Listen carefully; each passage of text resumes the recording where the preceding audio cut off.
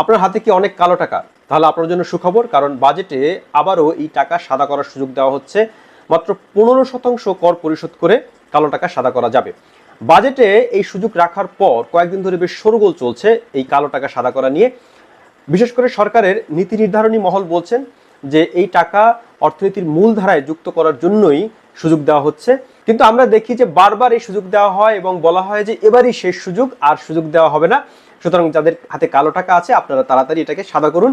এবং ট্যাক্সের পরিমাণটি দেখুন মাত্র 15%। এবং আপত্তির জায়গাটা এখানে আরো বেশি যে কালো টাকা সাদা করার সুযোগ দেয়া একটি অন্যায়, সেই সঙ্গে আবার এর ট্যাক্সের পরিমাণ হচ্ছে মাত্র 15%, যেখানে বৈধ অর্থ উপার্জনকারীদেরই সর্বোচ্চ 30% পর্যন্ত ট্যাক্স দিতে হচ্ছে, সেখানে কালো টাকার মালিকদের জন্য এই সুযোগটি। ট্রান্সপারেন্সি ইন্টারন্যাশনাল বাংলাদেশের নির্বাহী পরিচালক ডক্টর ইফতেখারুজ্জামান বলছেন যে এই সুযোগ, বারবার যে সুযোগ দেওয়া হচ্ছে, এর ফলে এটা একটা দুর্নীতি সহায়ক পরিবেশ তৈরি হবে, দুর্নীতিকে উৎসাহিত করবে, দুর্নীতি বাড়বে।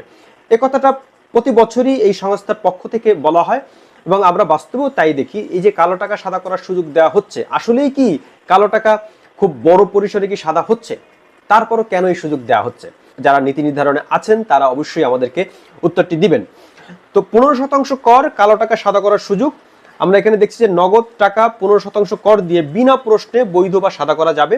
একইভাবে জমি, ফ্ল্যাট, অ্যাপার্টমেন্ট কিনেও এলাকা ভেদে নির্দিষ্ট হারে কর দিয়ে টাকা সাদা করা যাবে। এক এক এলাকার জন্য বর্গমিটার অনুসারে নির্দিষ্ট কর দিতে হবে। বাজেটে এই ধরনের প্রস্তাবনা দিয়েছেন অর্থমন্ত্রী। কালো টাকার এই 15% করের সঙ্গে আমরা যদি বৈধ উপার্জনে কত কর দেওয়া লাগবে তার একটি চিত্র দেখে আসি। 2024-25 অর্থ বছরে যদি আপনার আয় প্রথম 3.5 লাখ টাকা পর্যন্ত হয়ে থাকে তাহলে আপনাকে কর দিতে হবে না। এর পরবর্তী 1 লাখ টাকা পর্যন্ত 5% কর দিতে হবে। এর পরের 4 লাখ টাকা পর্যন্ত 10%, তারপর 5 লাখ টাকা পর্যন্ত 15%, পরবর্তী 5 লাখ টাকা পর্যন্ত 20%, এর পরের 20 লাখ টাকা পর্যন্ত 25%, এবং এর পরে যা থাকবে 20 লাখের উপরে হলে আপনাকে 30% হারে কর দিতে হবে। খুব স্বাভাবিকভাবে একটা বৈষম্য আমরা দেখছি, যারা বৈধভাবে উপার্জন করছেন এবং ট্যাক্স দিচ্ছেন তাদের সঙ্গে, আর যারা কালো টাকা বা অবৈধভাবে উপার্জন করছেন তাদের সঙ্গে একটা বৈষম্যের জায়গা আমরা এখানে দেখতে পাচ্ছি। যে কালো টাকা নিয়ে কিন্তু আরো কিছু কনফিউশন রয়েছে এবং সেগুলোর উত্তর কেউ স্পষ্ট করে আমাদেরকে দেন না। কালো টাকা বলতে আসলে আমরা কি বুঝবো? কালো টাকা আসলে কি? সুনির্দিষ্টভাবে কোনো সংজ্ঞা দেওয়া হয় না যে এই এই কাজ করলে আপনার টাকাটি কালো হবে। অনেকে বলে থাকেন যে কালো টাকা আসলে অপ্রদর্শিত অর্থ, কিন্তু সেটাও কিন্তু স্পষ্ট করে বলা নাই। আসলে অপ্রদর্শিত অর্থ যদি আমরা বলি, ধরা যাক বিদ্যুৎ বিভাগের একজন কর্মকর্তা, তার হাতে বিদ্যুতের সংযোগ দেওয়ার একটা এখতিয়ার রয়েছে এবং গ্রাহকরা যখন তার কাছে সংযোগের জন্য যান তখন তিনি প্রতি সংযোগের বিনিময়ে 20,000 টাকা করে নিয়ে থাকেন। এভাবে তিনি লক্ষ লক্ষ টাকা ইনকাম করছেন। এই টাকাটিকে আমরা কি বলবো? এটাকে আমরা বলতে পারি যে সরাসরি এটা একটি কালো টাকা বা অবৈধ টাকা। আপনি পাসপোর্ট করবেন, সেখানকার কোনো কর্মকর্তা আপনার কাছে টাকা দাবি করলো এবং এভাবে তিনি অনেক টাকা উপার্জন করলেন। কোনো নাগরিককে সেবা দেওয়ার বিনিময়ে তিনি অযাচিতভাবে, অবৈধভাবে তিনি অর্থ নিলেন। এটাকেও আমরা বলতে পারি অবৈধ উপার্জন বা কালো টাকা। একজন মাদক কারবারি, তিনি মাদক ব্যবসা করছেন এবং সেই মাদক ব্যবসা করে অনেক টাকা উপার্জন করছেন। সেই টাকাটাও কিন্তু তিনি কোনো ব্যবসা হিসেবে দেখাতে পারবেন না। সুতরাং এই টাকাটাকেও, কারণ মাদক ব্যবসা বৈধ ব্যবসা নয়। আবার ধরা যাক একজন খুনি, তিনি খুন করার বিনিময়ে টাকা উপার্জন করেন বা কাউকে মারধর করার বিনিময়ে টাকা উপার্জন করেন, এই টাকাটাও কিন্তু অবৈধ টাকা, কালো টাকা।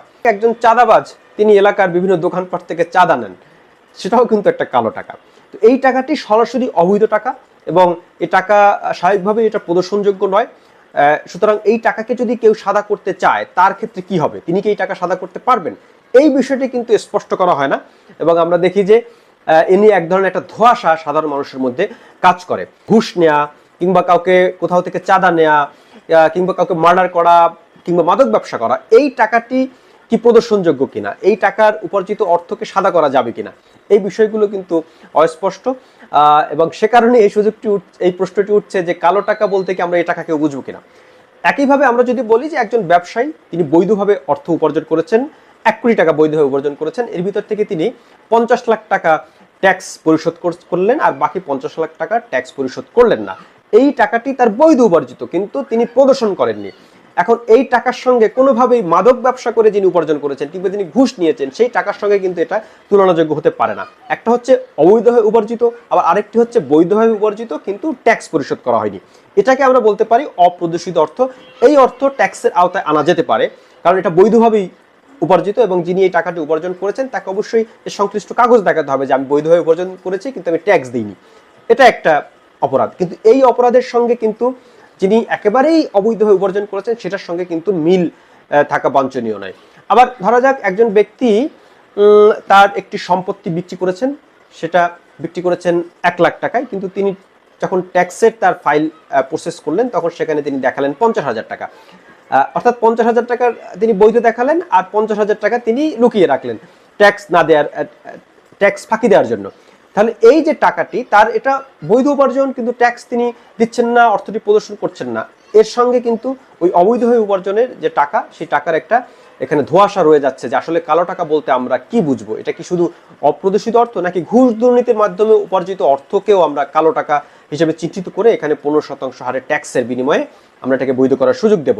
যদি ঘুষ দুর্নীতির টাকা, যদি মাদক ব্যবসার টাকা কিংবা চাঁদাবাজির টাকাকে এইভাবে 15% কর দিয়ে সাদা করা যায়, তাহলে একটা শিশুর পক্ষে বোঝা সম্ভব যে এটা দুর্নীতিকে এবং অপরাধকে উৎসাহিত করবে।